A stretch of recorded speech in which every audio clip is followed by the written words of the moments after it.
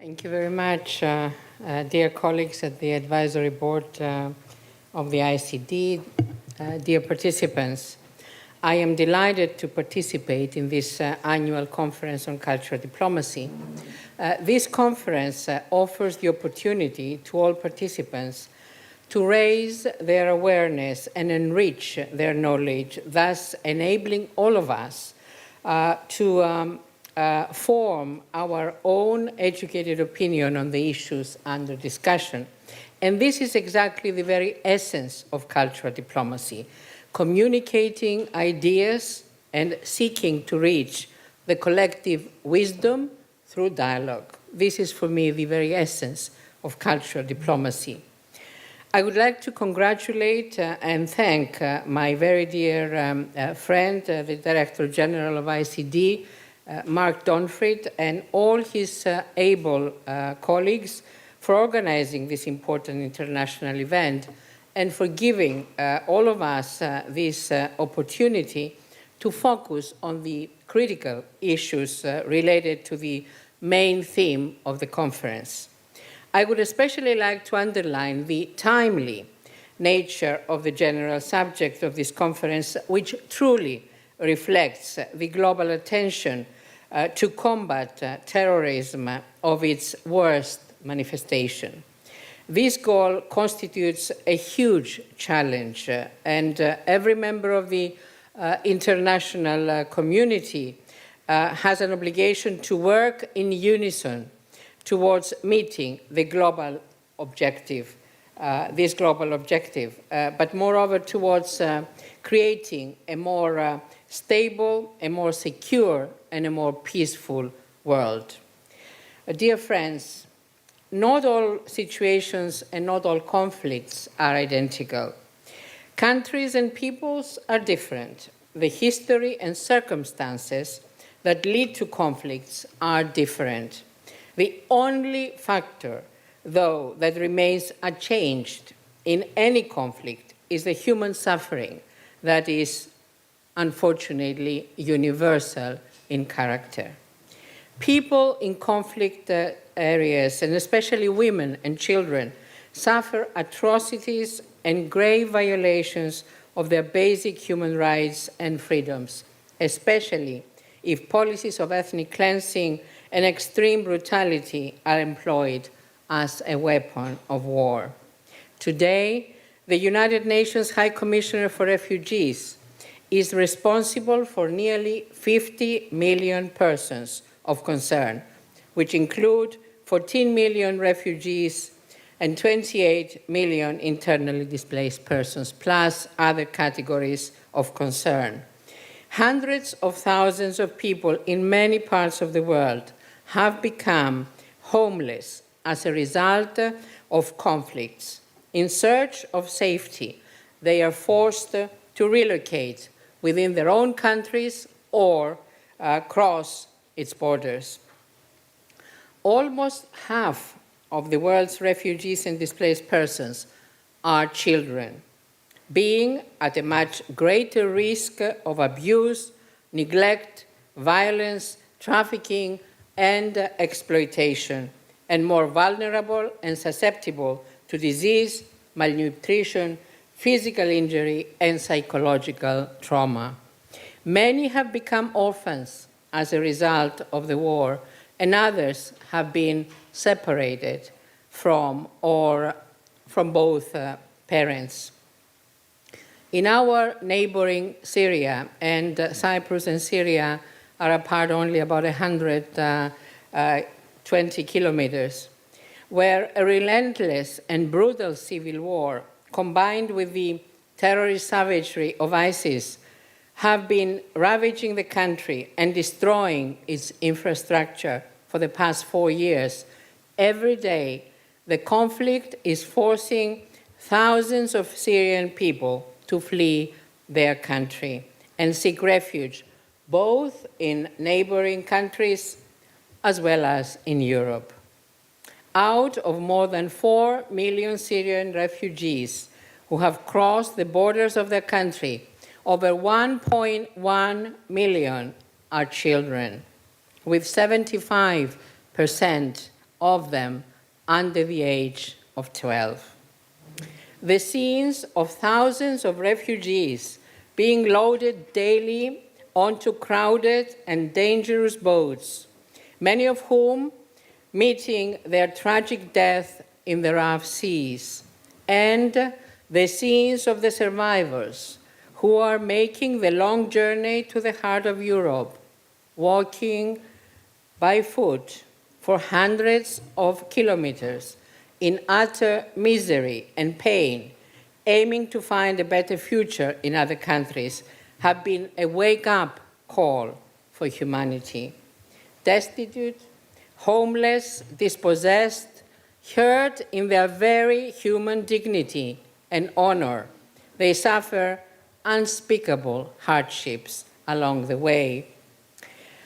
A sad reminder of that the true victims of this ongoing tragedy in Syria are the children has been the shocking death of the 3-year-old Syrian boy who was found lifeless on Bodrum Beach and whose photo touched the hearts of people around the world.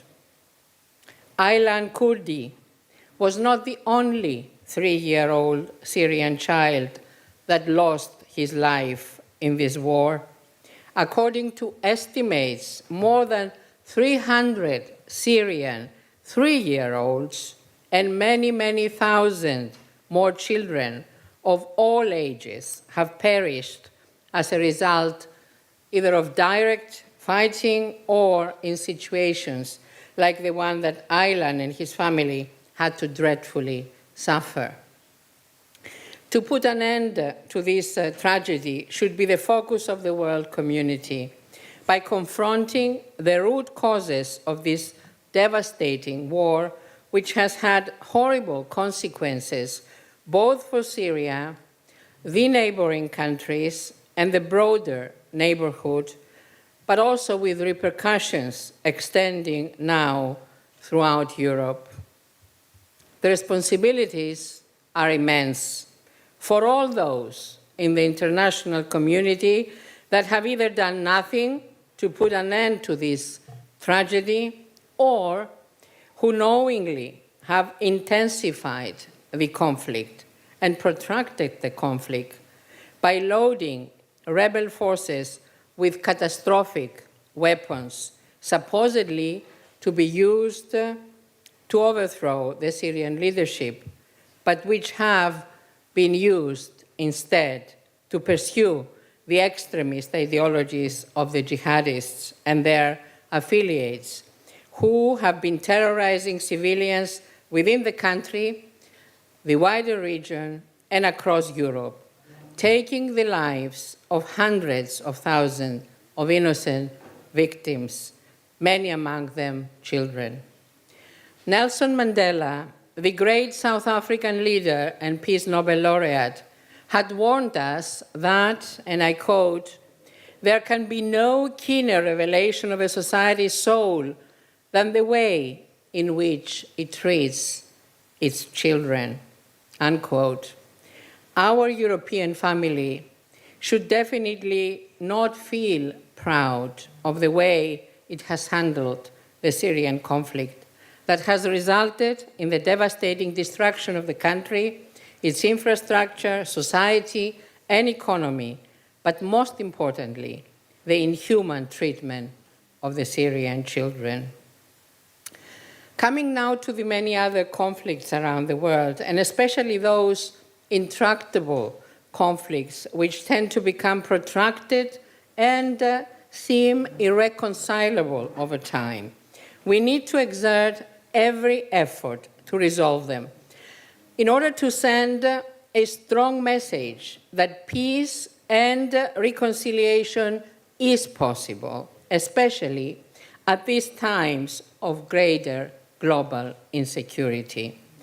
One of the persisting characteristics of most of these conflicts is that a certain narrative is created over time which nurtures separate collective memories that try to legitimize the cause of one side against the cause of the other side. Such collective memories are considered by the one side as the sole and undeniable truth, which is passed on to succeeding generations.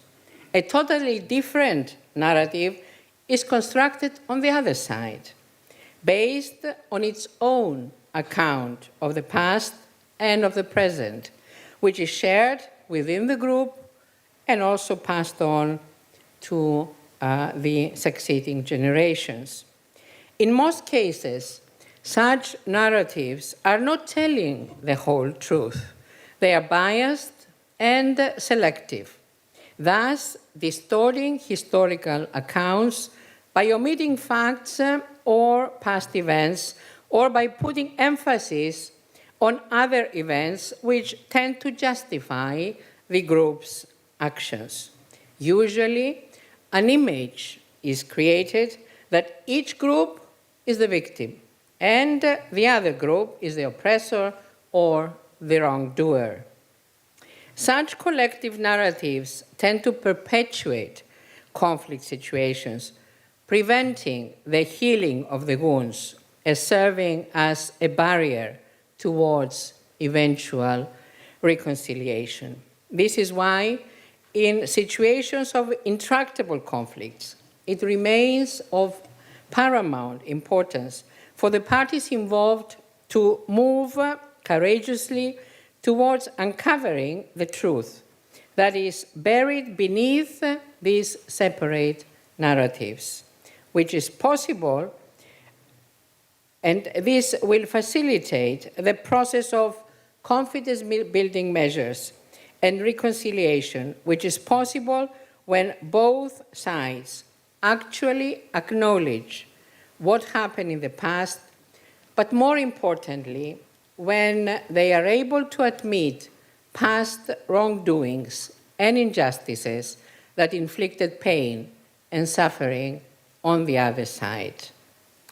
To heal the wounds of such intractable conflicts, it is important for one side to identify with or understand the other side's situation or feelings. In other words, it remains critical to show empathy, and this is a very important word in all these efforts of reconciliation, to show empathy for the other group by communicating, and this is where cultural diplomacy comes, engaging in dialogue, reaching out, listening, and trying to gain a deeper understanding of its perspective and concerns.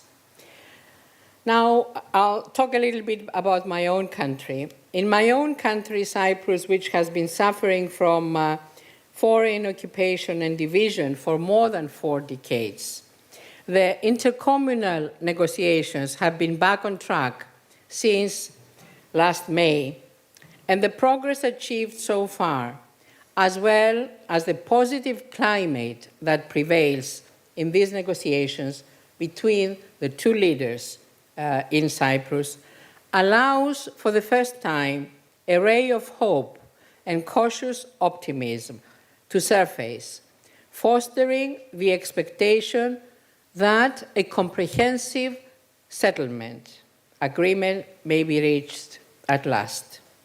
It is therefore of utmost importance to nurture a different approach, and indeed a different culture from the one that has been followed so far.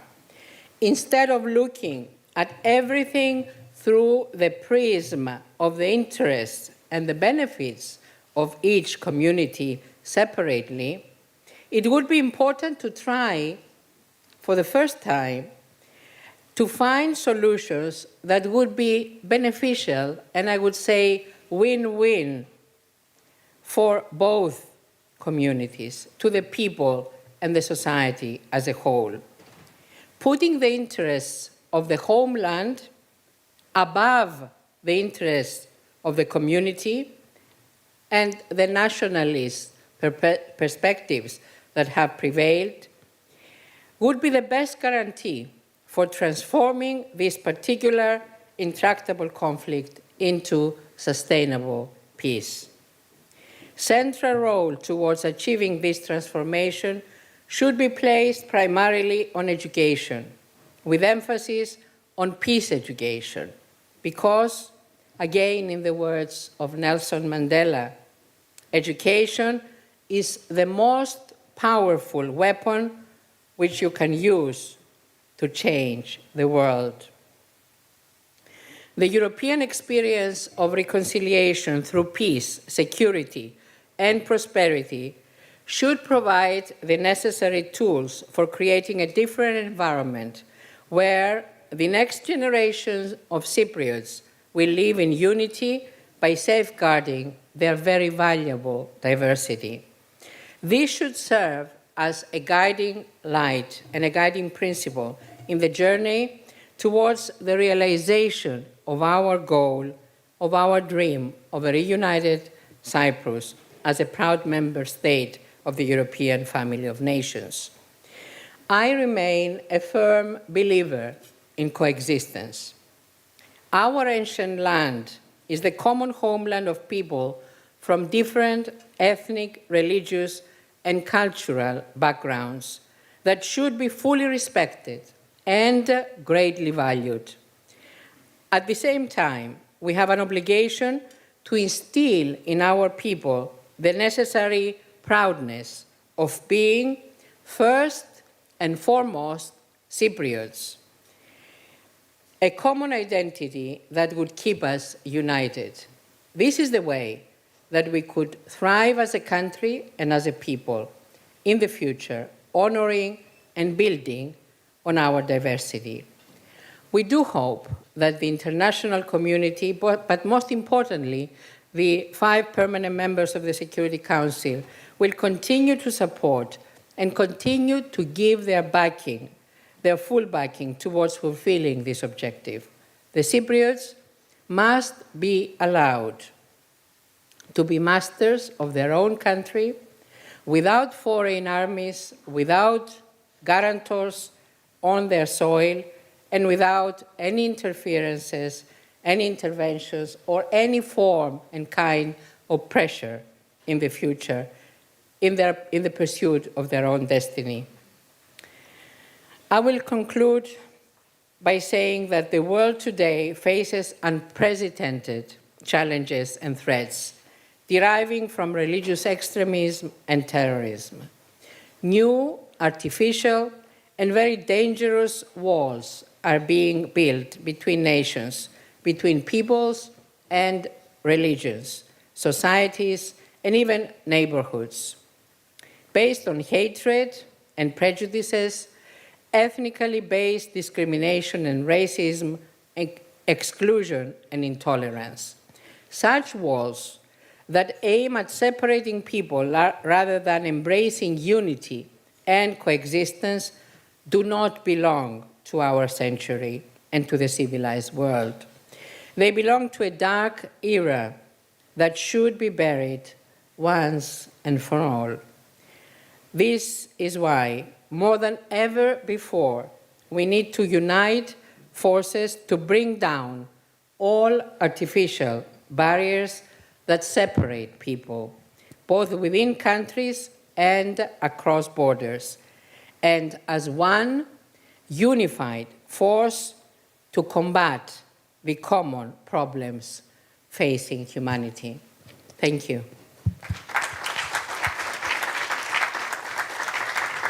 Well, as we thank Dr. Erato Kozakou-Marcoullis for her illuminating and thought-provoking speech, we open for questions. If there are any, please give a sign. A sign? Nobody?